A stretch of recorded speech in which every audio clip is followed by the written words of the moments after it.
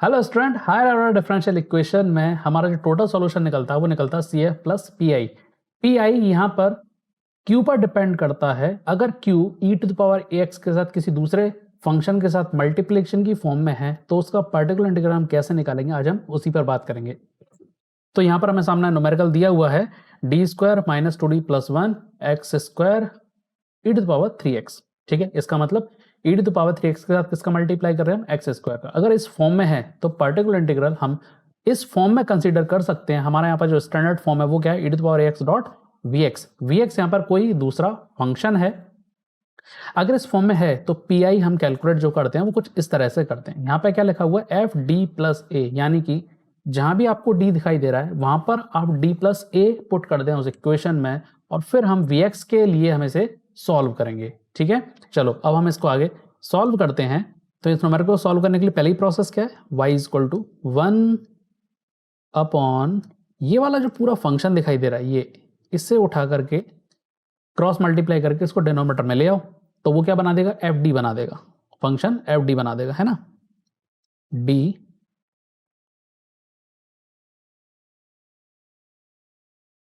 Square minus two D plus one dot x square dot e to the power three x. अब मिल गया यहाँ पे हमें। ये हमारे लिए क्या है, ये है वी एक्स और ये किसका फॉर्म है, ई to the power A X का फॉर्म है। ठीक है, इसे सॉल्व करने से पहले हम थोड़ा सा और सॉल्व करते हैं इसको। ये जो डिनोमिनेटर में ये बेसिकली क्या बना रहा है, डी माइनस वन का होल स्क्वायर बना रहा है ई to the power three X dot x square. ठीक है, ऐसा लिख लेते हैं। E to power three X को हम सॉल्व करेंगे तो ये जो रूल बोलता है, क्या बोलता है, जहां भी डी मिलेगा वहां पे हम क्या रखेंगे, डी प्लस ए। क्या रखेंगे, डी प्लस ए। अब यहाँ ए क्या है, थ्री है, तो यहाँ पे हम लिख देंगे D plus three minus one का स्क्वायर डॉट एक्स स्क्वायर। ठीक है, एक बार देखें, पीछे वाली स्लाइड में हमने यही चीज पढ़ी थी कि जहां भी कैपिटल डी है वहां पे क्या हो जाएगा, डी प्लस ए हो जाएगा। तो हमने वही किया, डी प्लस ए रख दिया। यहाँ पर ए की वैल्यू कितनी है, थ्री है, रख दिया डी प्लस थ्री। ठीक है, अब यहाँ पर अगर हम इसको सॉल्व करेंगे तो E to the power three X dot one upon D कितना हो जाएगा, प्लस टू का whole square dot x square हो जाएगा। और ये हम किस फॉर्म में ले आ गए, हम इसको हम पी आई की फॉर्म में ले आए हैं। ये अब हमारा क्या हो गया, पी आई।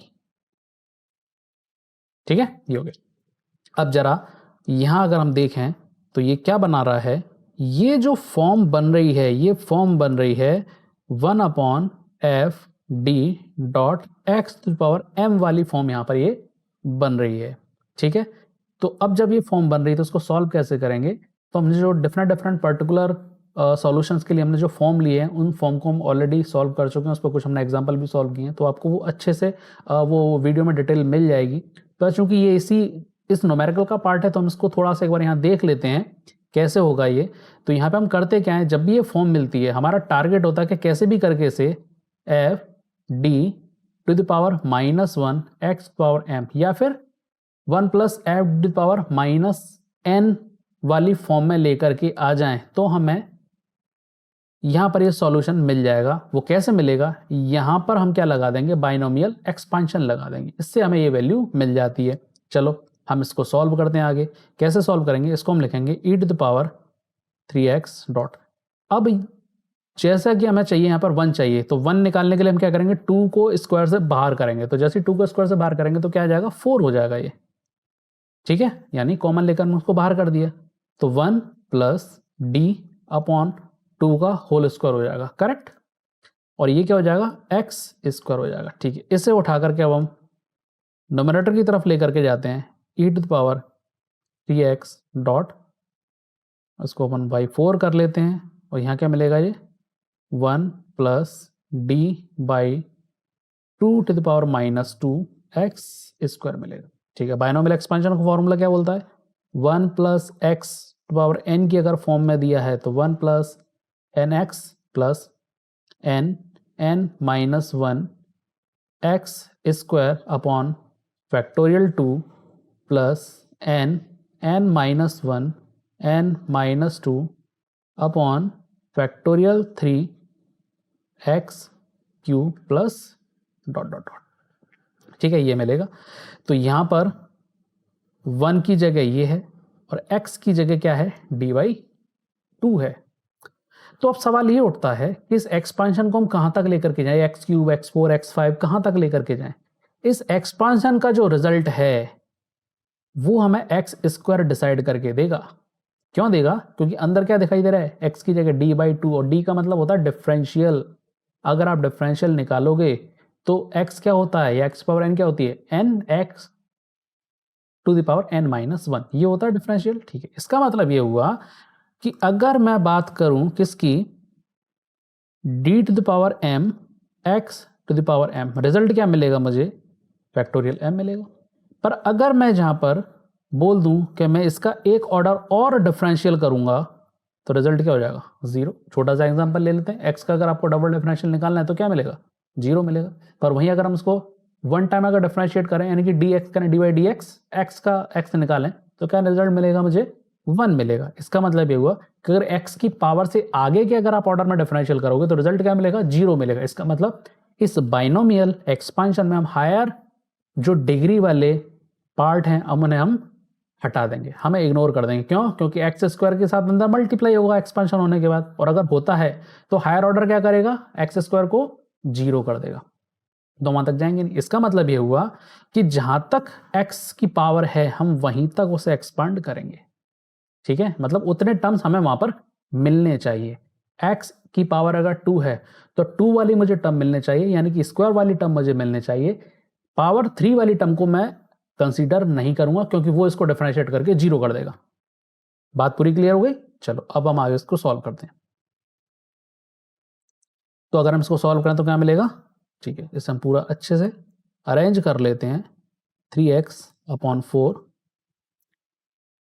एक्सपांशन करेंगे हम इसका 1, n की जगह कितना है, 2 है तो यहाँ पे 2 आ जाएगा d/2, ठीक है, प्लस n-1, n मेरे पास -2 है तो -2 -1 अपॉन फैक्टोरियल 2, तो 2 का फैक्टोरियल 2 ही होता है। अब क्या आ जाएगा यहाँ पर x² मतलब d²/4। क्या 3 तक जाएं, क्या हम 3 तक जाएं, नहीं, हम सिर्फ उसे यहीं तक एक्सपांड कर पाएंगे क्योंकि x के क्या है, d है, तो ये क्या बना देगा d² और x² ये रहा, तो बस हम यहीं तक जाएंगे। हायर ऑर्डर जितनी भी हैं वो सब हम इग्नोर कर देंगे। ठीक है, चल अब हम इसको यहाँ पर लिख देते हैं x, सॉल्व करते हैं आगे। e to the power 3x/4, 1 -2 से 2 कैंसिल तो d बचेगा, प्लस 2 से ये 2 कैंसिल हो जाएगा, माइनस का 3 प्लस का 3 हो जाएगा, अपॉन 4 हो जाएगा, ये d² हो जाएगा और ये x² हो जाएगा। अब इस x² का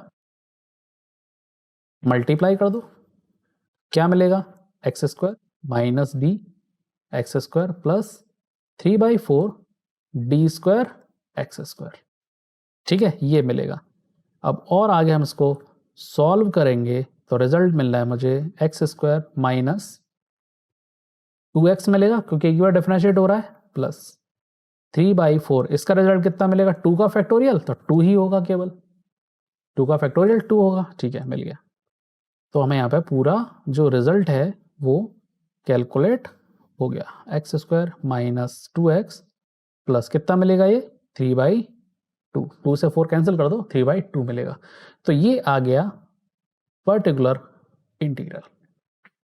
ठीक है, तो हमें मालूम पड़ गया इस तरह के न्यूमेरिकल को हम सॉल्व कैसे करेंगे। इस कॉन्सेप्ट को और अच्छे से समझने के लिए हम एक एग्जांपल और लेते हैं, क्योंकि e to the power x के साथ कोई सा भी फंक्शन हो सकता है, जरूरी नहीं कि हमेशा x की पावर m में ही आपको क्वेश्चन मिले।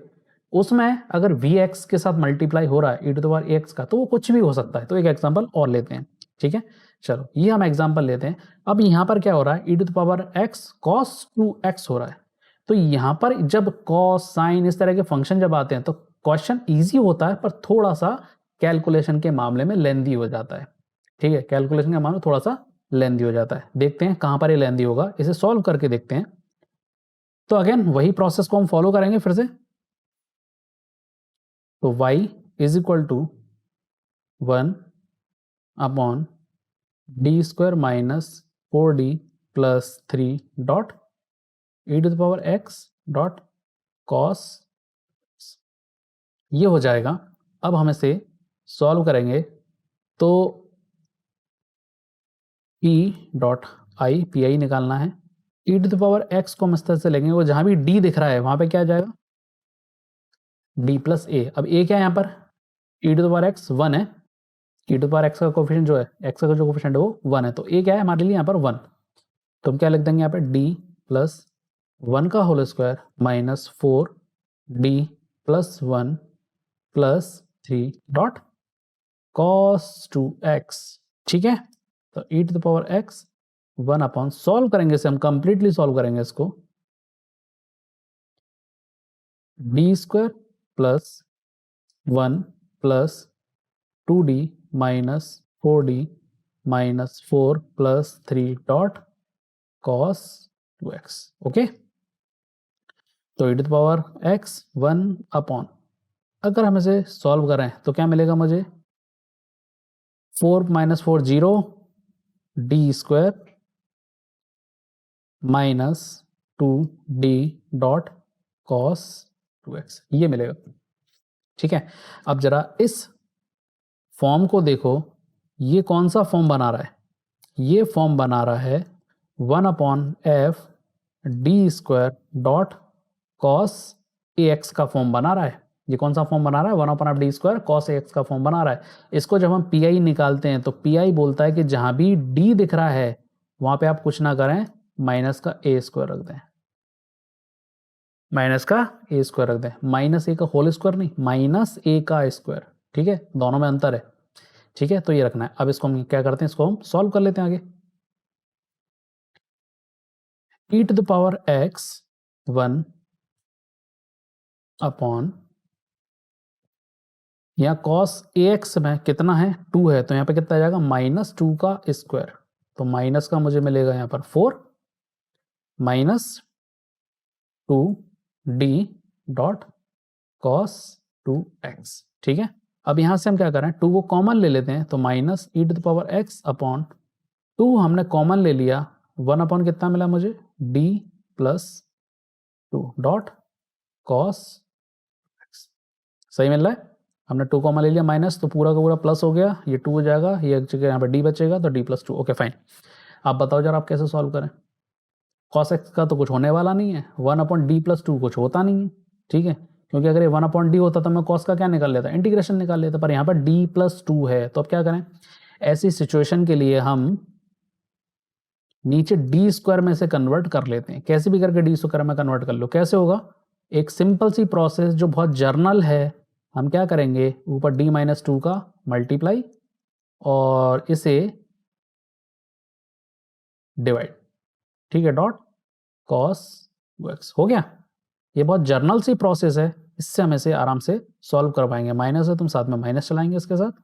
ठीक है, डी माइनस 2 अपॉन कितना मिलेगा मुझे, डी स्क्वायर माइनस 4 मिलेगा cos 2x। ठीक है, अब फिर से बन गई ये प्रोसेस फिर से आ गई। ए की जगह क्या रख, डी की जगह क्या रख दो, सॉरी डी स्क्वायर की जगह माइनस ए स्क्वायर। ठीक है, तो minus e to the power minus x, नहीं भाई एक्स आएगा, ये एक्स कहाँ भावनाओं में बह रहे हैं, हर जगह माइनस थोड़ी लगेगा। ठीक है, चलो कहानी क्लियर हो गई यहाँ तक, कोई और समस्या तो नहीं, नहीं चलो, तो डी माइनस 2 अब क्या आ जाएगा, ये माइनस का 4 माइनस 4। ठीक है, cos 2x हो जाएगा, क्या मिलेगा हमें, 16 डी माइनस 2 cos 2x, ये मिल गया। अब क्या किया जाए, कोई और दूसरी प्रोसेस, अब कुछ नहीं, हमें मिल गया हमारा ये आंसर, अब यहाँ से आ जाएगा, इजीली आ जाएगा। इस cos का अंदर मल्टीप्लाई कर दो, e to the power x upon 16, अंदर लिखेंगे हम d cos 2x minus 2 cos 2x, सही लिखा है, d cos 2x minus 2 cos 2x। ठीक है, अब यहाँ पर जरा इसको देखो, ये क्या है, d cos 2x, d cos 2x का मतलब cos 2x का डिफरेंशियल, सिंगल d लिख रहा है ना, सिंगल d मतलब dy dx लिख देते हैं भैया। क्या होता है इसका मतलब, इसका मतलब होता है capital D equal to d upon d x, तभी तो सिंबॉलिक फॉर्म बनती है, इसलिए। तो बस अब यहाँ पे क्या आ जाएगा, e to the power x upon 16 यहाँ मिलेगा मुझे 2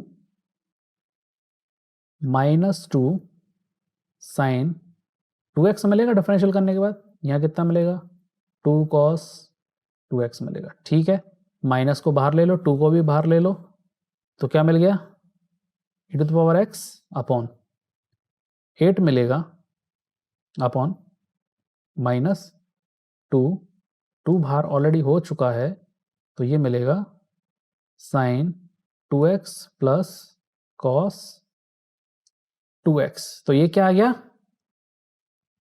P.I आ गया, ये आ गया P.I। ये हमारा कंप्लीट सॉल्यूशन हो गया। उम्मीद है ये कॉन्सेप्ट अब आपको अच्छे से समझ में आ गया होगा।